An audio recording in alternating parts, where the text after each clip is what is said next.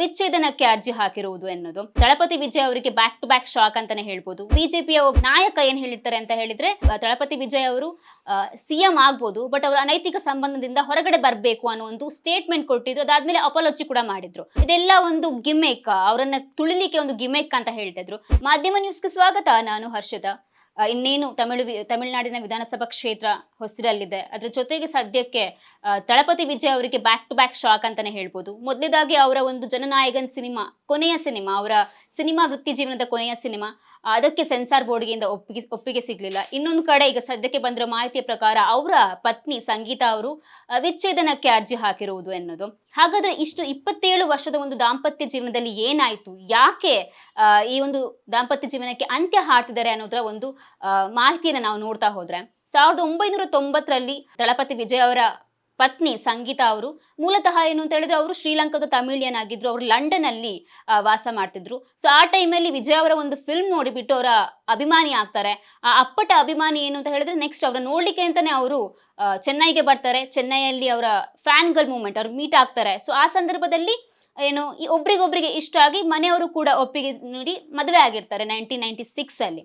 So ಅದಾದ್ಮೇಲೆ 27 ವರ್ಷದ ಈ ಒಂದು ದಾಂಪತ್ಯದಲ್ಲಿ ಸದ್ಯಕ್ಕೆ ಬಿರುಕು ಮೂಡಿದೆ ಅಂತಾನೆ ಹೇಳ್ಬೋದು. ಅವರು ಕೊಟ್ಟಿರುವ ಒಂದು ಮಾಹಿತಿಯ ಪ್ರಕಾರ ಆ ಒಂದು ಡಿವೋರ್ಸ್ ಅರ್ಜಿಯಲ್ಲಿ ಏನಿದೆ ಅಂತ ನಾವು ನೋಡ್ತಾ ಹೋದ್ರೆ, ಮೊದಲನೇದಾಗಿ ಸಂಗೀತಾ ಅವರು ಮೆನ್ಷನ್ ಮಾಡಿರೋದೇನು ಅಂತ ಹೇಳಿದ್ರೆ, ವಿಜಯ್ ಅವರಿಗೆ ಅನೈತಿಕ ಸಂಬಂಧ ಇತ್ತು. ಬಹಳಷ್ಟು ಬಾರಿ ಅದರ ಬಗ್ಗೆ ನಾವು ಚರ್ಚೆ ಮಾಡಿದ್ವಿ. ಅದು ಇನ್ನು ಏನು ಸಾರ್ಟ್ ಔಟ್ ಆಗಿಲ್ಲ. ಆ ವಿಚಾರವಾಗಿ ಅರ್ಜಿ ಸಲ್ಲಿಸಿದ ಡಿವೋರ್ಸ್ಗೆ ಅಪ್ಲಿಕೇಶನ್ ಹಾಕಿದ್ದಾರೆ ಅನ್ನೋ ಒಂದು ಮಾಹಿತಿ ಇದೆ. ಸೊ ಈ ಒಂದು ಅನೈತಿಕ ಸಂಬಂಧ ಅನ್ನೋ ಒಂದು ವಿಚಾರ ಏನಿದೆ ಬಹಳಷ್ಟು ವರ್ಷಗಳಿಂದ ಚರ್ಚೆಯಲ್ಲಿತ್ತು. ವಿಜಯ್ ದಳಪತಿ ಅವರು ಒಂದು ನಟಿಯೊಂದಿಗೆ ಅನೈತಿಕ ಸಂಬಂಧದಲ್ಲಿ ಇದ್ದಾರೆ ಅಂತ ಕಳೆದ ಬಾರಿ ಕೂಡ ಒಂದು ಇತ್ತೀಚೆಗಷ್ಟೇ ಒಂದು ಸುದ್ದಿ ಹರಡಿತ್ತು. ಬಿಜೆಪಿಯ ಒಬ್ಬ ನಾಯಕ ಏನ್ ಹೇಳಿರ್ತಾರೆ ಅಂತ ಹೇಳಿದ್ರೆ, ದಳಪತಿ ವಿಜಯ್ ಅವರು ಸಿಎಂ ಆಗ್ಬೋದು, ಬಟ್ ಅವರ ಅನೈತಿಕ ಸಂಬಂಧದಿಂದ ಹೊರಗಡೆ ಬರಬೇಕು ಅನ್ನೋ ಒಂದು ಸ್ಟೇಟ್ಮೆಂಟ್ ಕೊಟ್ಟಿದ್ರು. ಅದಾದ್ಮೇಲೆ ಅಪಾಲಜಿ ಕೂಡ ಮಾಡಿದ್ರು. ಸೊ ಈಗ ಆ ಸ್ಟೇಟ್ಮೆಂಟ್ಗೆ, ಈ ಅರ್ಜಿಯಲ್ಲಿರುವಂತಹ ಕೆಲವೊಂದು ಸ್ಟೇಟ್ಮೆಂಟ್ಗೆ ಮ್ಯಾಚ್ ಆಗಿರೋದನ್ನ ನೋಡಿಬಿಟ್ಟು ಬಹಳಷ್ಟು ಜನ ಹೇಳ್ತಾ ಇದ್ದಾರೆ ಇದು ಸತ್ಯ. ಯಾಕಂತ ಹೇಳಿದ್ರೆ ಅನೇಕ ಬಾರಿ ಈ ಒಂದು ವಿಚಾರ ಹೊರಗಡೆ ಬಂದಿದೆ.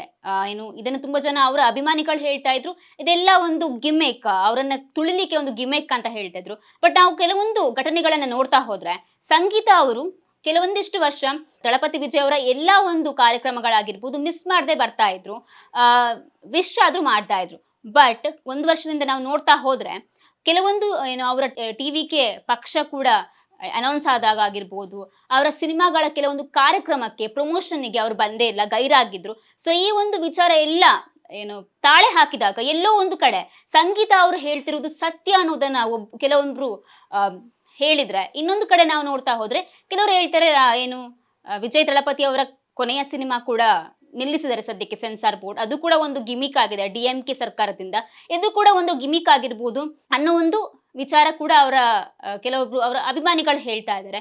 ಬಟ್ ಸದ್ಯಕ್ಕೆ ಬಂದಿರೋ ಮಾಹಿತಿಯ ಪ್ರಕಾರ ಸಂಗೀತಾ ಅವರು ಡಿವೋರ್ಸ್ಗೆ ಅರ್ಜಿ ಹಾಕಿದ್ದಾರೆ. ಸೊ ಈ ಒಂದು ವಿಚಾರಣೆ ಏಪ್ರಿಲ್ 4ರಲ್ಲಿ ಚೆಂಗಲ್ಪಟ್ಟು ನ್ಯಾಯಾಲಯ ವಿಚಾರಣೆಗೆ ಕರೆದಿದೆ. ಅಲ್ಲಿ ನೋಡ್ಬೇಕು ಏನಾಗುತ್ತೆ ಅನ್ನೋದು. ಇದಾಗಿತ್ತು ಇವತ್ತಿನ ವಿಶೇಷ. ಇನ್ನೂ ಹೆಚ್ಚಿನ ಮಾಹಿತಿಗಾಗಿ ನೋಡ್ತಾ ಇರಿ ಮಾಧ್ಯಮ ನ್ಯೂಸ್.